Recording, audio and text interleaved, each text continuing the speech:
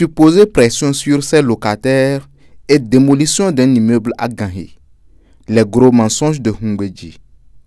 Après son coup d'épée dans l'eau, et comme pour ne pas laisser dans la conscience collective l'image d'un homme ayant plongé dans une piscine vide, le président Adrien Hungweji, qui supplie en sourdine pour ne pas être chassé de l'UPR pour faute grave, cherche à se victimiser.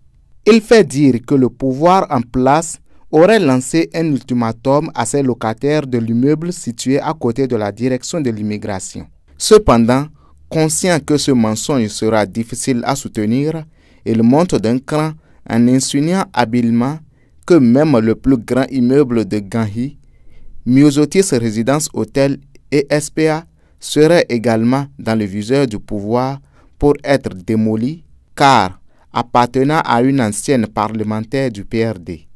Toute chose qui est totalement fausse. En effet, le plan d'aménagement de cette zone, frappée d'utilité publique, ne cible que les constructions inappropriées et les déchets qui défigurent ce quartier, rendant vétuste cette vitrine de la capitale économique de notre pays. L'immeuble Myosotis Résidence Hôtel et SPA, qui s'intègre parfaitement dans le cadre de l'embellissement de cette zone, participe pleinement au projet du gouvernement Talon pour cette partie de Cotonou. Même scénario mensonger concernant la Caisse des dépôts et consignations du Bénin, qui est sous la tutelle du ministère des Finances et qui doit rejoindre les nouvelles bâtisses de la cité ministérielle. La société WAPCO, ayant déjà achevé son immeuble, souhaite aussi intégrer ses propres installations pour mettre fin à cette escroquerie déguisée de loyers exorbitants, comme si l'immeuble avait été construit à Dubaï.